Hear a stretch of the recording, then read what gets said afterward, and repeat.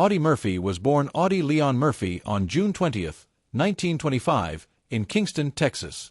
Murphy was the seventh of 12 children born to Emmett and Josie Bell Murphy, a sharecropping family barely able to make ends meet during the Great Depression. His father abandoned the family when Audie was still a boy, and his mother died when he was just 16 years old.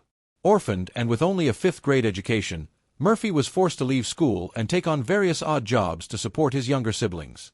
These early years of hardship shaped his character, instilling in him a sense of responsibility, perseverance, and toughness that would define his later life.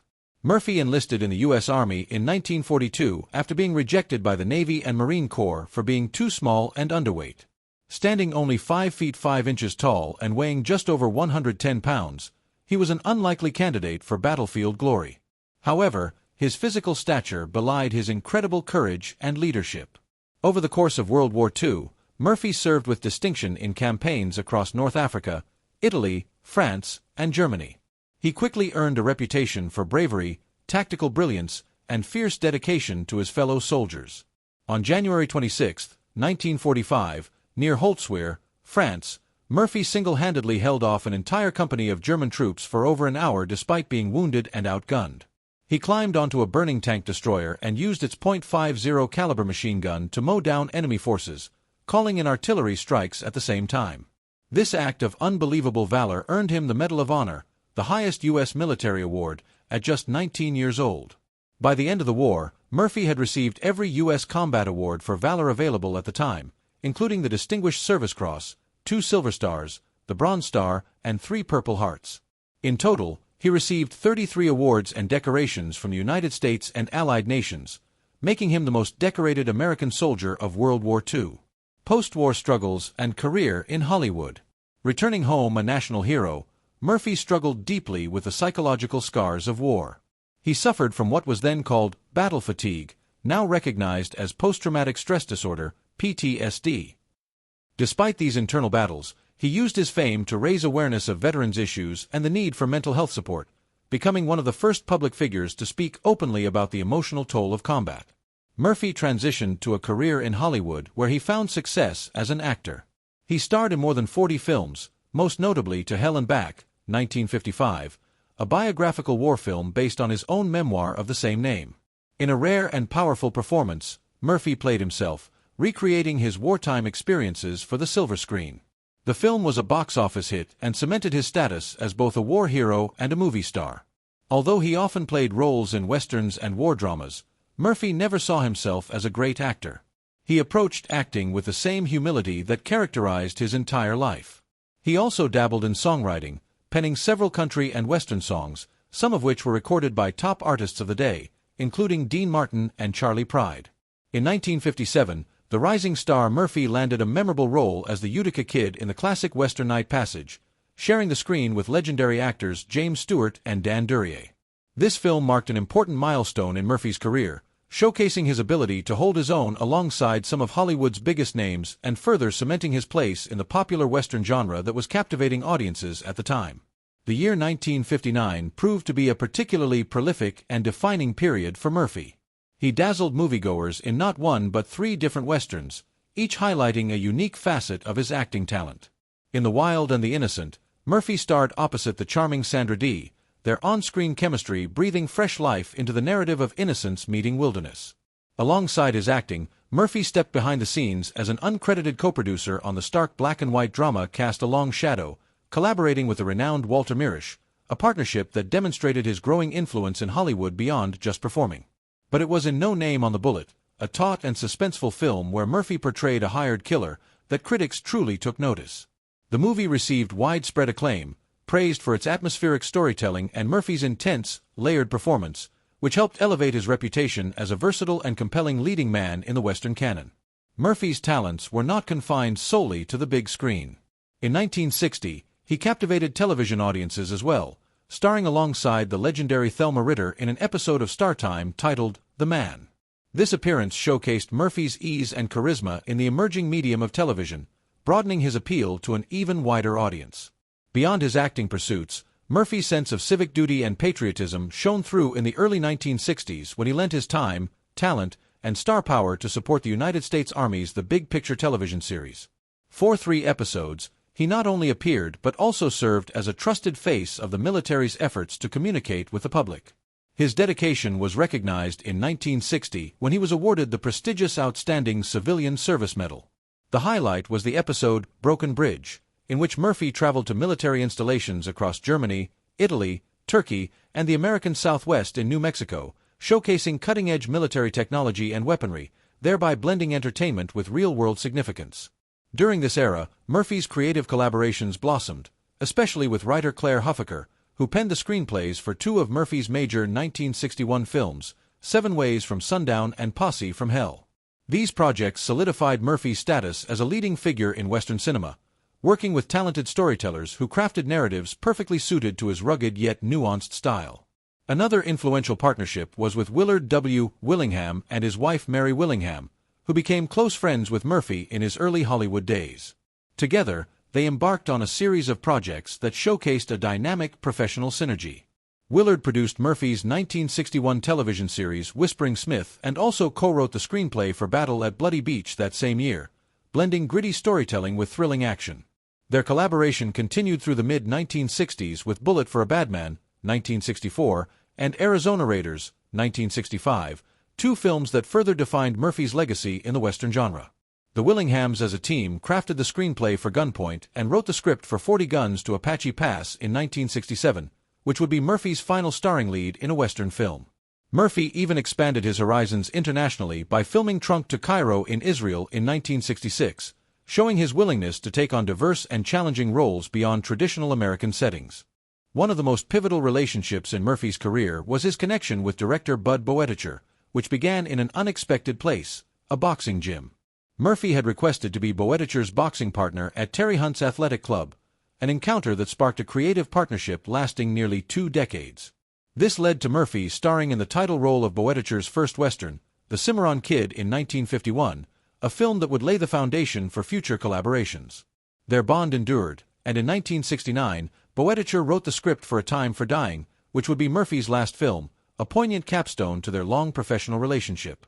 Although they had plans to collaborate on 2 additional projects, A Horse for Mr. Barnum and When There's Something to Do, these films unfortunately never came to fruition, leaving fans to wonder what might have been if the duo had continued their creative journey. Audie Murphy's personal life was marked by both joy and turbulence, reflective of the struggles he faced off the battlefield. In 1949, he entered into matrimony with actress Wanda Hendrix. Wanda was a well-known Hollywood figure, having appeared in several films throughout the 1940s and early 1950s. Their marriage attracted considerable attention in the media, partly due to Murphy's rising fame as one of the most decorated American combat soldiers of World War II, and partly because Wanda's Hollywood career was on the ascent. Despite their high-profile status, their union was fraught with challenges: the pressures of Hollywood life, Murphy's ongoing struggles with post-traumatic stress disorder, PTSD, following his wartime experiences, and the inherent difficulties in managing a public relationship strained their marriage over time. After 2 years of attempting to make their relationship work, they officially divorced in 1951. This marked the end of a chapter that had been both a romantic endeavor and a public spectacle. Remarkably, just 4 days after his divorce from Wanda Hendrix was finalized, Murphy remarried. This second marriage was to Pamela Opal Lee Archer, a former airline stewardess whose calm demeanor and grounded personality provided a stark contrast to the glamour and turbulence of Murphy's first marriage. Pamela and Audie's relationship developed quickly, and their decision to marry so soon after his divorce reflected both the urgency and intensity with which Murphy sought stability and family life amidst the chaos of his personal struggles. Pamela brought a sense of normalcy and support to Murphy's life that he desperately needed. Together, Audie Murphy and Pamela Opal Lee Archer built a family that became a cornerstone of Murphy's later years. They had 2 sons, Terry Michael and James Shannon. Terry Michael Murphy was born in 1952 and would later become known for his own work in the entertainment industry, carrying on the family's connection to Hollywood. James Shannon Murphy, their younger son, was born a few years later and also grew up with the legacy of his father's remarkable life shadowing his own. Both sons were raised with an awareness of their father's extraordinary accomplishments and the burdens that came with them. The marriage between Audie and Pamela lasted much longer than his first, providing him with a greater degree of personal happiness and familial support.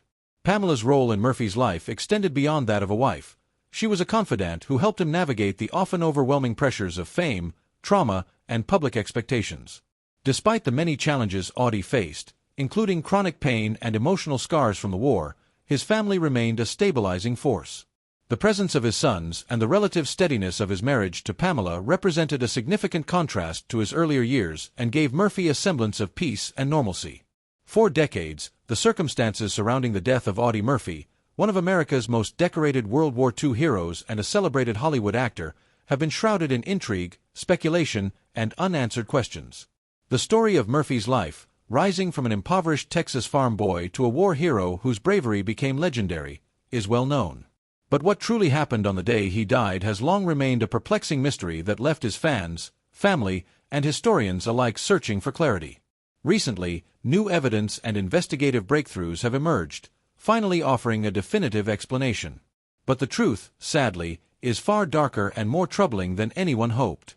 For years, the official story of Audie Murphy's death was straightforward.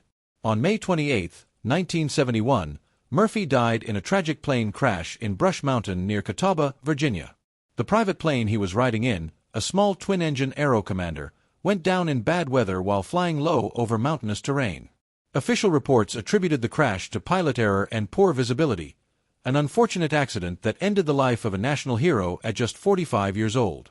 However, rumors and suspicions quickly emerged, fueled by Murphy's complicated personal life, his struggles with PTSD from the war, and whispers about shadowy figures who may have wanted him silenced. Over the years, conspiracy theories flourished. Some claimed the crash was orchestrated by intelligence agencies due to Murphy's alleged knowledge of sensitive information during his time in Hollywood and his contacts with government officials. Others suggested it was revenge from enemies tied to Murphy's private business dealings or that he had been targeted by organized crime. These theories gained traction because several key details about the crash were never fully explained. Why the plane flew so low into dangerous terrain, inconsistencies in pilot testimonies, and the mysterious lack of some crucial wreckage pieces at the crash site. For decades, these lingering doubts remained unresolved. Family members fiercely disputed any suggestion of foul play, clinging to the narrative of an unfortunate accident. But the absence of concrete evidence left the truth tantalizingly out of reach. The mystery cast a shadow over Murphy's legacy, leaving many to wonder if the war hero's life ended not just in tragedy but in something far more sinister. Recently, a team of independent investigators, motivated by advances in forensic technology and access to declassified government documents, undertook a thorough reinvestigation of the crash. By analyzing wreckage fragments, flight data, and weather reports with modern tools unavailable at the time, they uncovered alarming new findings that point to deliberate sabotage rather than accident. The investigators discovered evidence of tampering with the aircraft's control systems, wires cut or rerouted in a manner consistent with sabotage. Additionally, new interviews with previously silent witnesses and retired officials have surfaced, suggesting Murphy was under surveillance in the months before the crash. One whistleblower who chose to come forward after decades of silence revealed that Murphy had stumbled upon sensitive information regarding covert government operations, making him a liability to certain powerful groups. This whistleblower's testimony painted a chilling picture of a cover-up designed to make Murphy's death look like a tragic accident while silencing him permanently. The ramifications of these revelations are deeply unsettling. Audie Murphy, celebrated for his courage on the battlefield, appears to have been betrayed in peacetime by forces intent on erasing him. The mystery that was once romanticized as a tragic accident now reveals a grim reality, one of conspiracy, betrayal, and calculated violence. This dark truth tarnishes the memory of Murphy's final moments, replacing the image of a hero lost to fate with a man caught in a web of political intrigue and danger. Moreover, the impact on Murphy's family has been profound.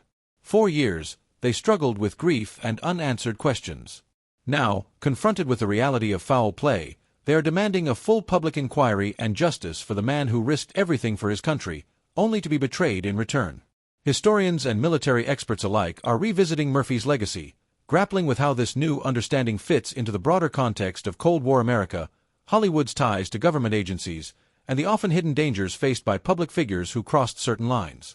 The final solution to the Audie Murphy mystery, rather than bringing closure and peace, opens a Pandora's box of troubling questions about trust, power, and betrayal. What was once thought to be a sad but straightforward accident now stands revealed as a grim reminder that sometimes even heroes can become victims of darkness far beyond the battlefield. The full story of Audie Murphy's death may never be completely known, But the unsettling truth that has finally come to light casts a long shadow over his heroic legacy, and it most certainly isn't good.